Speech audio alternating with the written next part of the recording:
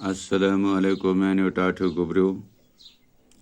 Paro as social science science history chapter hook 6. History chapter to Shim Sui. New questions and ideas. यानी ये फॉर्मूत मुझे एक सवाल ऐसे वुश्तो क्या चु सवाल गणित है fill in the blanks spaces दपान यम खाली जाय छु तुम बरियोग से फर्स्ट छु Upanishad the thinkers believed that ultimately both the Atman and the Brahman and the dash यानी ऐसे Brahman तो याद Upanishad thinkers believed that ultimately both the Atman and the Brahman तो याद and the Brahman क्या and the Brahman were one. Wayad, Tasha, were one. Pacho, Doyam part. Satya Kama Tabala was accepted as a student by a Brahman teacher named Gotama. Twayad Satya Kama Jabla was accepted karna as a student yani ak talib ilm by a Brahman ekis Brahman sin zariye teacher using ustados named Gotama yasnaos Gotama Trim cho many of the ideas of the Upanishad were later developed by the famous thinker.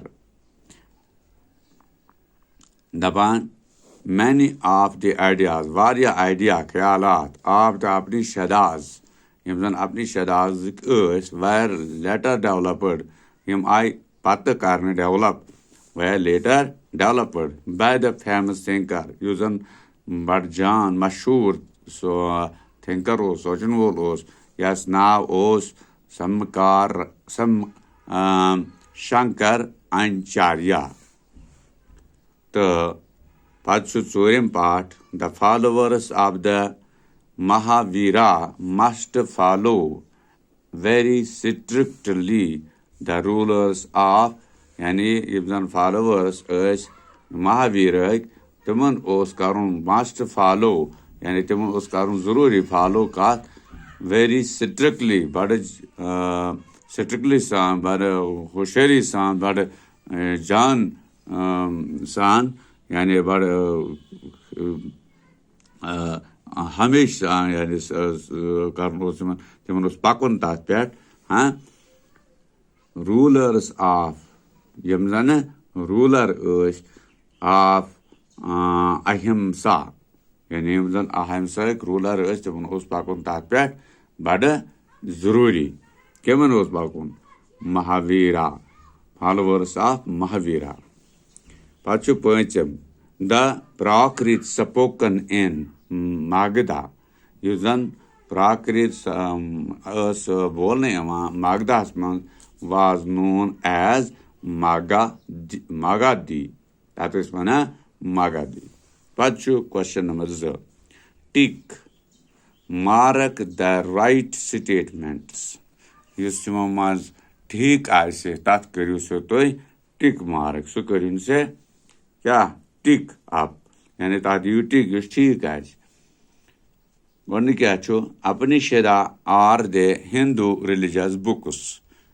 You should ठीक करो टिक Mahavira was the founder of Jainism. Mahavira was Jainism book founder. Ishugalat, Korsgras, Buddha left this world at Kushanara. The Buddha left this world them as त्रो ये दुनिया at Kushinara कह कुशनारास यह ठीक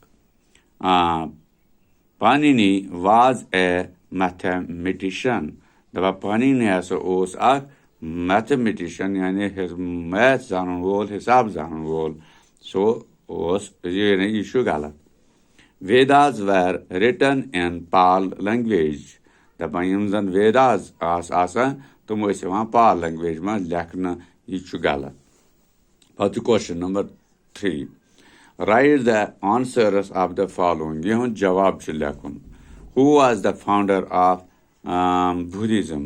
यानी बुद्धिज्म फाउंडर कुस ओस जवाब लेखोस यानी first part Gautam Buddha was the founder of Buddhism. कुस ओस गौतम बुद्ध अमुक फाउंडर दोयम part the Buddha belonged to which Ghana? दपान युस जन बुद्ध ओस यह बिलोंग करान कत गाना सत द सक्या गाना कत सत सक्या गाना पत त्रेयम part why did the Buddha leave the comforts of his home दपान यह जन बुद्ध ओस वाई डिड द बुद्धा यानी यम जन बुद्ध तुम करान leave the comforts of his homes यानी पे घर तुम कंफर्ट त्रावान तुम यल answer he left the comfort of his home in search of knowledge so यानी नॉलेज यूजन सर्च करान तथ बारस मना पन्नस घरस त्रित सूर्य पाठ where did the Buddha die दपान बुद्धा कत मूद Where did Buddha die? You mood guide. Answer: the Buddha died at Kushanara. The Panyasa mood guide Kushanara's pet. Pancham part. In which language the Buddha taught to the ordinary people? The you cut language man, cut zabun man. Using Buddha was them hashne made, parne made ordinary people. Him not got neki lu. कस मज पर्न प्राकृत रस्मन यानी प्राकृत जबान तथ मज पर्न तो हेचन तो लेखन ठीक यह सवाल यम जन मे हई हाँ यम लिखो कापी पे पन्नी हाँ बूझो ये वीडियो गढ़ हाँ पे तुझे इथे कन सवाल पे कापी पे अति क्या करो याद ताकि इम्तिहानस मज इन तुम जरूरत यथी सवाल तो पे इन हूँ जवाब दी बड़ आसानी सान ठीक हाँ शुक्रिया।